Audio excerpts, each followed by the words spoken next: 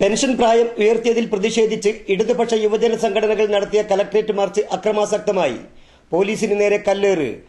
ഉന്തിലും തള്ളിലും ASPയുടെ uniform വലിച്ചു കീറി. Adoor CI, Kasaragod SI, വനിതാ പോലീസ് എന്നിവരടക്കം 6 പോലീസുകാർക്കും യുവജന സംഘടനാ പ്രവർത്തകർക്കും പരിക്കേറ്റു.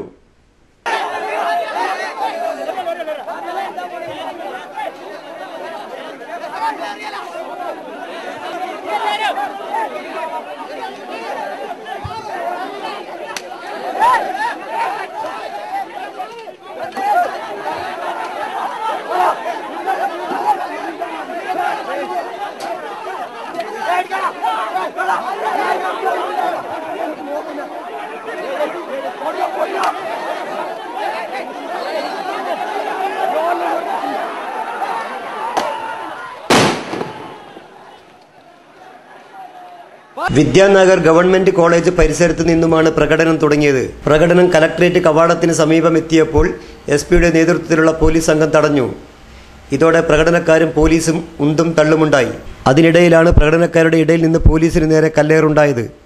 ശക്തമായ കല്ലേറ് പോലീസ് ചെറുത്തെങ്കിലും തുടരെയുണ്ടായ കല്ലേറിനെ തുടർന്ന് ഗ്രനേഡ് പ്രയോഗിക്കുകയായിരുന്നു. ഇതിനിടയിൽ ചിതറിയോടിയ പ്രവർത്തകരെ പോലീസ് ലാത്തി വീശി ഓടിച്ചു. കോടതിയിലേക്കും കലക്ട്രേറ്റിലേക്കും വിവിധ ആവശ്യങ്ങൾക്കായി എത്തിയവർ അക്രമത്തെ തുടർന്ന് ഭയന്നോടുകയായിരുന്നു. ഉന്തും തള്ളലിനുമിടയിൽ കാസർഗോഡ് ASP ഷിബുവിന്റെ യൂണിഫോം ഒരു സംഘം പ്രവർത്തകർ വലിച്ചു കീറുകയായിരുന്നു. ഇത് തടയാൻ ശ്രമിച്ച പ്രവർത്തകരെ പോലീസ് ലാത്തി വീശി ഓടിച്ചു.